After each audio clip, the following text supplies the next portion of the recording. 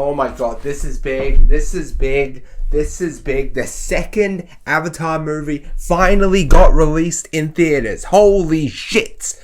Oh, okay. I need to calm down. 23 years. Wait, no. 13 years. Yeah, for some reason it just feels longer though. I guess since I never really paid attention to the first film. Now, some people were probably people who felt very nostalgic about the first Avatar, like it was a very memorable experience for them back in the day. I can't say that though. I don't remember shit about it. Only thing I remember is that I had a 3D TV, you know, like a lot of people, and watched snippets of Avatar back then, but I honestly didn't really remember myself caring too much about it. Maybe I was just too young to appreciate the film back then. Or felt like everyone was talking about it, so I just didn't want to follow the hype or the trend.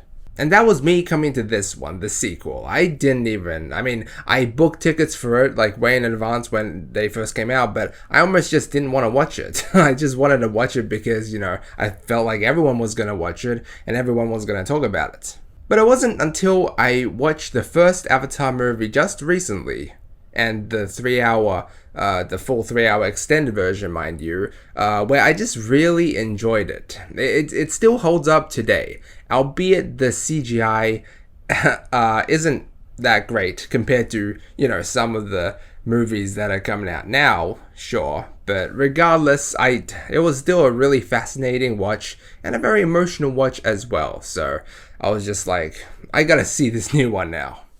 And I'm glad to say that this new one definitely lives up to the first one. It keeps the same spirit from the first movie and is basically the next chapter in Jake Sully and Neytiri's lives, where now they've formed a family with a few little ones.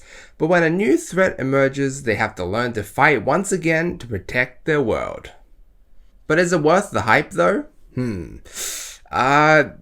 Look, I honestly don't think so. Not like currently. I feel like it is a bit overhyped, a little bit overhyped as of right now. Like I'm just seeing on social media, everyone's like, holy shit, this is the next big thing. It's gonna be like above and beyond, you know, stuff like Avengers Endgame. And I'm just like, yeah, no, I personally don't think it is. It is kind of subjective though. Like I said, I don't have, you know, that deep of a bond with the first movie. You know, I haven't been waiting for it like through all my teenage years, right? I just really watched it fully like recently, so take of it what you will. But regardless, I still had a blast with this movie. It was still a very fun watch, and that's all that really matters. It was dramatic, emotional, eye-opening. There were times of great urgency and times where you didn't really know what was going to, like, which way it was going to go. And I just love how these movies really make you feel for these characters. In this movie in particular, as we are shown a lot of hardships revolving around this new family that Jake and Neytiri have created. And I also love how these movies really make us care about this world as well, with all its animals and new sea life that we see in this movie. And I mean, apart from that, I just feel like this movie is obviously one of those that needs to be seen on, you know, in the biggest cinema you can get your ass to, because this was truly a visual spectacle, a visual treat. Like the action, the cinematography, the sounds, the visual effects were all brilliant and needs to be seen on as big a screen you can get your hands on. I was actually able to watch this in 3D at my local theaters, as I assume a lot of people were able to as well, but nowadays you have to drive to IMAX for that shit. Oh man, I can't remember the last 3D movie I watched. I believe it was Alita Battle Angel. Man, that was like 4 years ago or something like that. And funnily enough, that was the first movie that I reviewed on this channel, so go check that out. But yeah, seeing it in 3D just enhanced everything. I didn't even have that good of a seat, so I'd imagine how good it could be if you had like a really good seat, like the best seat in the house, smack bang in the middle, or you watched it in IMAX. Unfortunately, IMAX is a bit too far away from my house. Try 50 minutes to an hour. I mean, that might not be too long for some of you, but for me, I watch movies too often to drive that far. But funny thing I did notice was that, tell me if you experienced it as well or not, but I did notice how occasionally the frame rate of the movie kind of dipped a bit. Like, I don't know why that was, but I did notice that some scenes looked smoother and just clearer than others. I don't know if that was because of the movie itself, or the fact that I was watching it in 3D, or the particular theater that I was at. Maybe they were fucking something up. Who knows? But anyway, before coming into this movie, I was wondering what the next battle would be and what they'd be up against this time. And I'm not going to reveal it because it could be considered spoilers, since the trailer's pretty vague, right? But let's just say that the story was still a pretty enjoyable ride. It still plays in part with the first movie a lot, but it makes sense since there's going to be like, what, 5 Avatar movies in total, like 3 more after this one, where every movie is like a different chapter, and the third one is apparently coming as soon as next year. That's crazy. I mean, so why did this one get delayed so hard? I mean, well, you can search for it yourself. That's what I did with this, with all of this, It's still, I guess it's kind of speculation, but, the best I could find was apparently that James Cameron didn't have the necessary tools or the necessary tech to record underwater motion capture or something like that. And also, delays and shit, unexpected, unforeseen delays with COVID as well, stuff like that. But regardless, I mean, was it worth the wait? I mean, for some, maybe not. For others, maybe it was. I felt like I did enjoy most things this movie had to offer. And it had a lot of callbacks to the first film, which I appreciate. So it wasn't all like alien territory. It still made sense.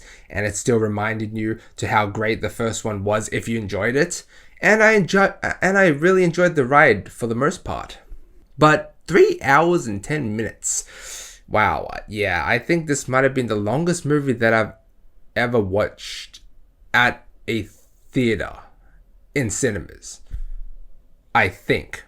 At least in the last decade or so.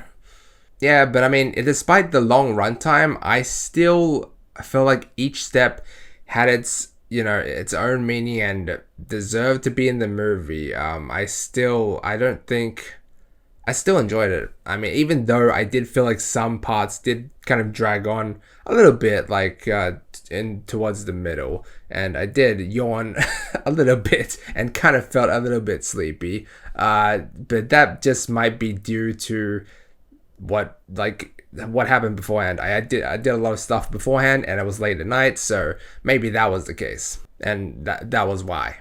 But then we had a few moments where my eyes were just super wide open. So, yeah, that's alright, I guess. Look, Avatar 2 might not be Avengers level epic, but it was still pretty epic in its own right. Mostly. Unfortunately, the ending didn't go the way I thought it would go to ultimately make it a better movie. More on that a bit later though.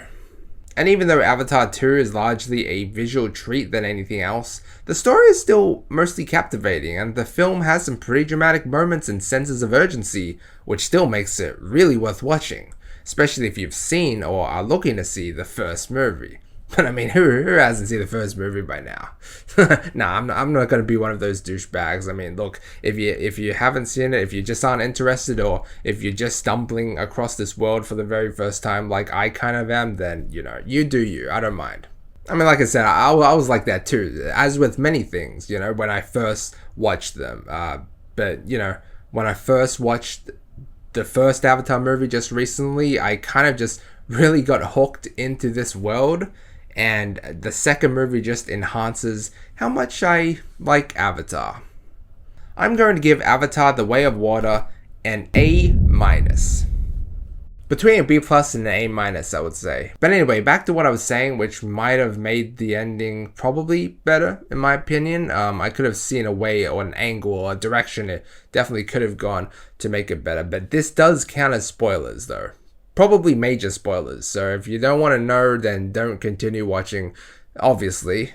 I just thought I'd say it here because I can't really be bothered making a spoiler review on this movie. I generally don't really like making spoiler reviews on like movies unless I feel like there's so much I need to say about it, or it's like a mystery horror thriller with where I need to get my thoughts across. But anyway, basically, I thought it would have been maybe more epic No, definitely more epic and definitely more emotional. If towards the end, the Colonel, I kind of predicted it, the Colonel and Jake Sully were going to have a massive showdown. It wasn't as massive as I thought it could have been. I wish it could have been like a ring of fire and an arena on the battleship where boom, boom, fighting, like just intense, where Jake Sully's family was in the background behind the flames, and then there was a moment where maybe Jake could have died, or like the audience thought he could have died, like on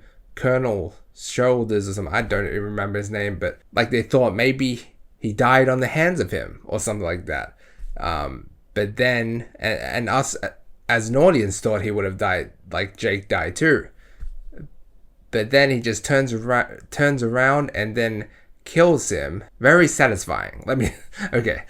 Because I do feel like with them kind of drowning a bit, like under the water, like it was a bit anticlimactic. So yeah, but I guess, this movie, they were saying it was like it had no beginning and no end, and they were right. I guess not killing Colonel sets it up for the third movie. But in this movie, I just felt like it needed more satisfying deaths. Like it needed, like everyone was just yearning to kill him because of all the shit that is done to the people, to the animals, and it would just been so satisfying to just kill him right there and right then and there. But it didn't happen, so it is what it is. I just thought, that way, the way I just described, could have made it probably more epic and more emotional. But it is what it is.